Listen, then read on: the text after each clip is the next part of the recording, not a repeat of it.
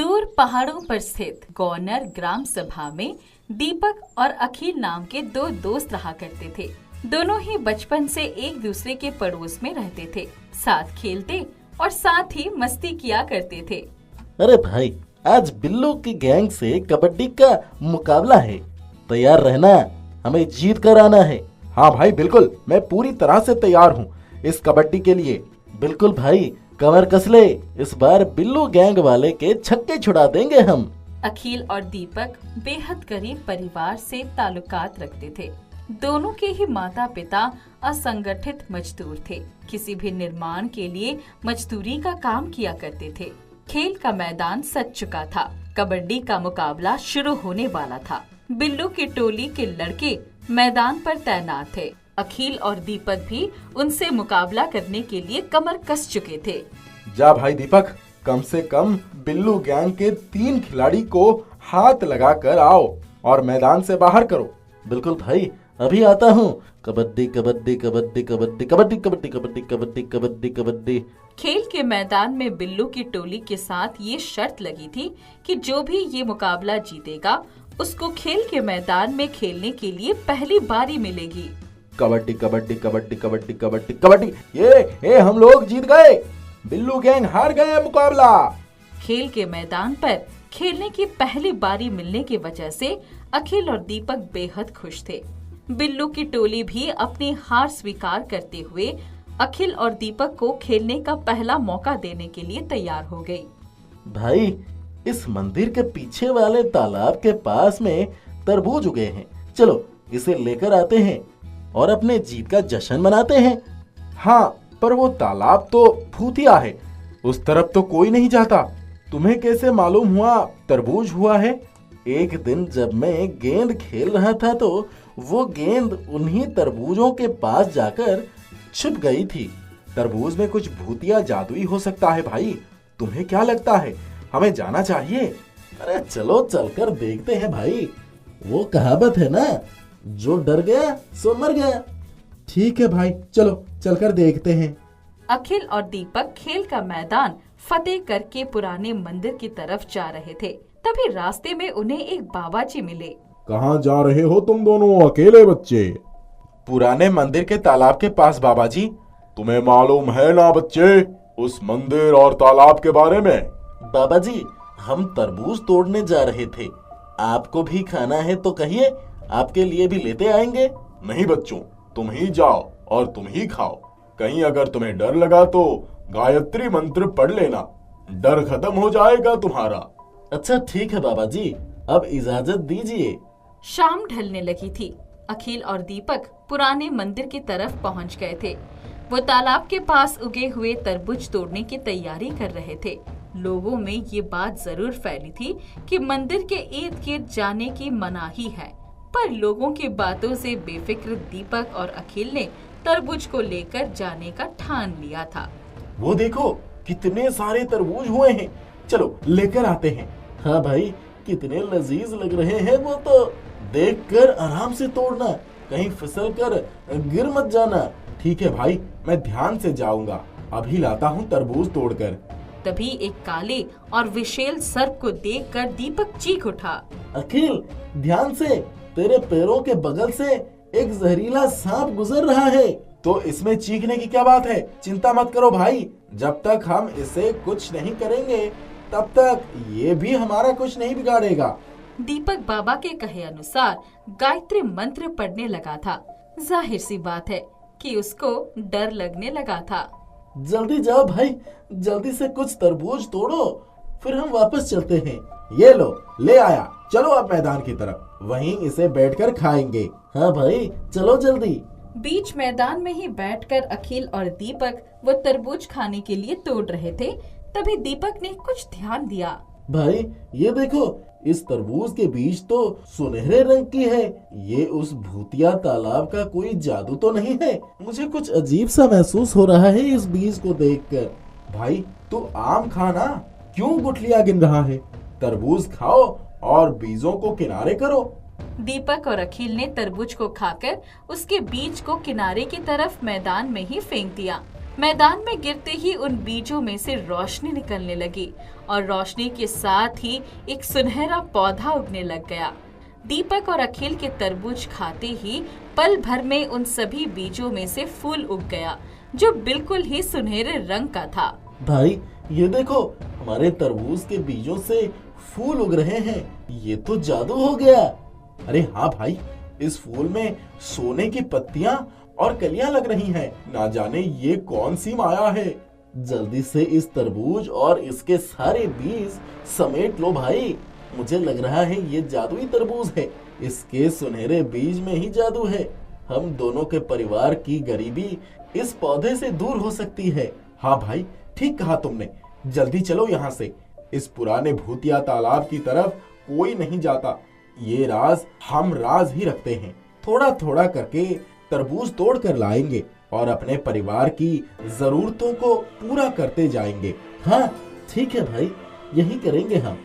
अखिल और दीपक उन सभी जादुई तरबूज के बीजों को अपने अपने घरों में लगा लिए। उसके बाद से उन बीजों से उगने वाली सुनहरी फूल और पत्तियों ने अखिल और दीपक के परिवार की सारी गरीबी को दूर कर दी। अब वे एक धनी और संपन्न परिवार हो गए थे। विमला अपने पति रमेश के साथ कूड़ा उठाने का काम करती है। विमला अपने साथ अपने 2 साल के बच्चे को भी अपने पीठ पर बांधकर काम करती है। दोनों बड़ी मेहनत करके 2 वक्त के खाने का इंतजाम कर पाते हैं। दोनों बहुत ही नेक और दयालु होते हैं। एक दिन खाना खा के रमेश अपनी पत्नी विमला से कहता है, विमला, मेरा सपना है कि मेरा बेटा अजय एक दिन पढ़ लिख कर एक अच्छा आदमी बने, पर हमारी ये गरीबी, इसमें हम इसे कैसे पढ़ाएंगे और कैसे बड़ा आदमी बनाएंगे। अपने पति की बात सुनकर आप ये सब मत सोचिए। भगवान है ना ये सब सोचने के लिए। हमें बस मेहनत करनी है और आगे बढ़ना है। उसके बाद दोनों खाना पीना खाकर अपनी टूटी झोपड़ी में सो जाते हैं। अगले दिन अपने अपने कूड़ा बिनने का काम करने लगते हैं। तभी रमेश को खून की उल्टी होती है। ये देखकर, हे भगवान, ये क्या हो रहा है? अब मैं कहाँ जाऊँ? किससे मदद मांगू?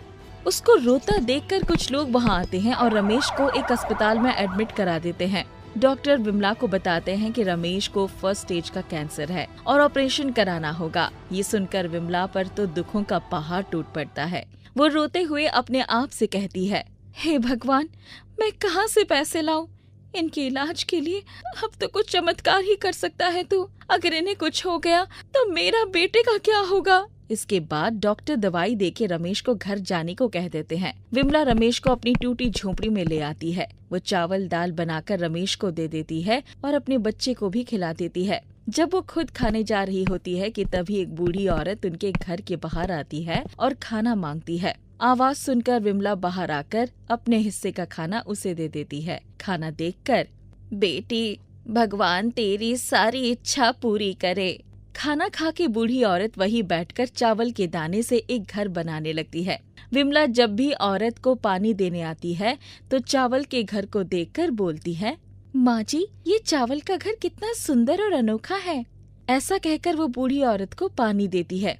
पानी पीकर, बेटी, तूने इस बूढ़ी औरत की बिना किसी स्वार्थ के भूख और प्यास बुझाई है, इसलिए तू इस चावल के घर को मेरा आशीर्वाद समझकर रख ले। आज के बाद से तेरी सारी मुसीबत दूर हो जाएगी। विमला बूढ़ी औरत को मना नहीं कर पाती है और उस चावल के घर को अपने झोपड़ी में ले जाती है। अगले दिन सुबह जब रमेश उठता है तो सामने चावल के घर को देखकर, विमल, ये चावल का घर कहाँ से आया? विमला सारी बातें रमेश को बताती है।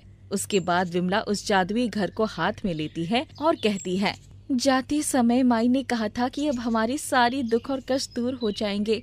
आपको पता है, न जाने मुझे ऐसा क्यों लग रहा है कि आप अभी बिल्कुल ठीक हो जाएंगे। आपकी सारी कमजोरी दूर हो जाएगी।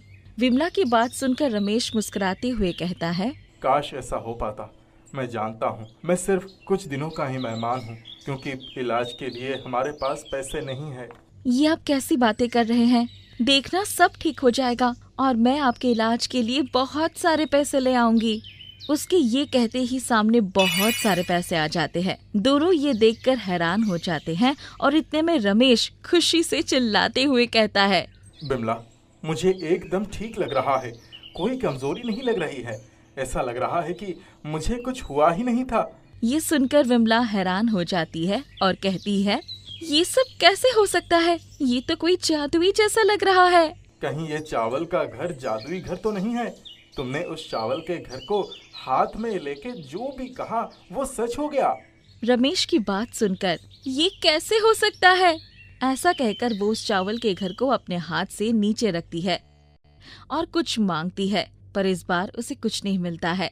उसके बाद वो उस चावल के घर को दोबारा अपने हाथ में लेके अपनी झोपड़ी की जगह एक घर मांगती है और कुछ ही देर में उसकी झोपड़ी की जगह एक बड़ा घर आ जाता है। ये देखकर ये तो सच में जादुई चावल का घर है। उसके बाद विमला खुशी खुशी डॉक्टर के पास रमेश का टेस्ट कराने जाती है। डॉक्टर उसे बताते हैं कि अब वो एकदम ठीक है। दोनों ये खबर सुनकर खुश हो जाते हैं। उसके बाद वो दोनों अपने काम पर जाते हैं और मालिक, मेरा हिसाब कर दीजिए, अब मैं कल से काम पर नहीं जाऊंगी। उसकी बातें सुनकर, क्या कोई नया काम ढूंढ लिया है तुमने? है? नहीं मालिक, ऐसा नहीं है, अब बस मुझे काम करने की जरूरत नहीं है। ये सुनकर, ऐसा क्या हो गया है जो अब तुम्हें काम की कोई जरूरत नहीं है? क्या कोई लॉटरी वॉटरी लगी है क्या?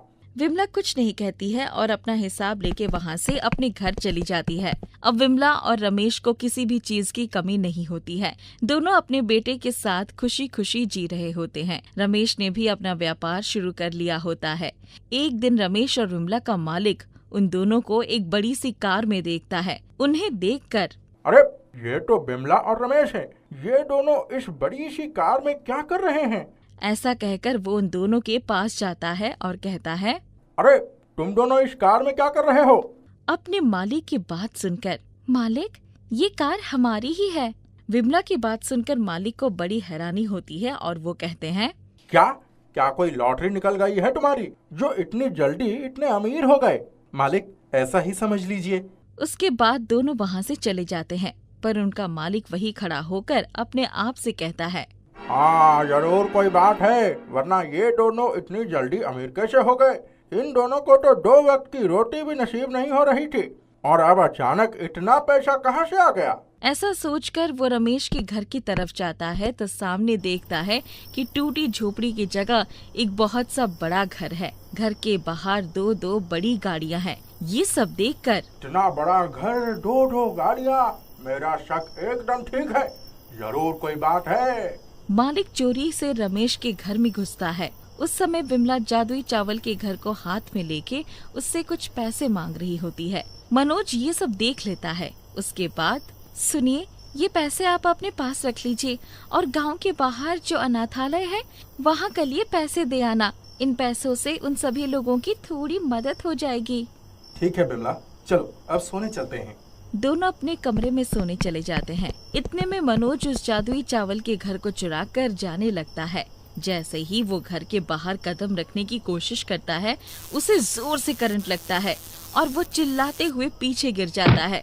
आवाज सुनकर रमेश और विमला दोनों बाहर आते हैं और सामने अपने मालिक को देखकर, मालिक आप और यहाँ वो भी इतनी रात में क्या कर रहे हैं? मालिक, आपने ये जादुई चावल के घर को अपने हाथ में क्यों लिया हुआ था? दोनों की बात सुनकर, मैं इसे चुराकर अपने घर ले जाना चाह रहा था, पर मैं ऐसा नहीं कर पाया। मेरे मन में लालच आ गया था, इसीलिए मैं इसे चुराने आ गया। मालिक की बात सुनकर, मालिक, भगवान ने तो आपको सब कुछ दिया है, आपको इससे चुराने के बारे में सोचना भी नहीं चाहिए था।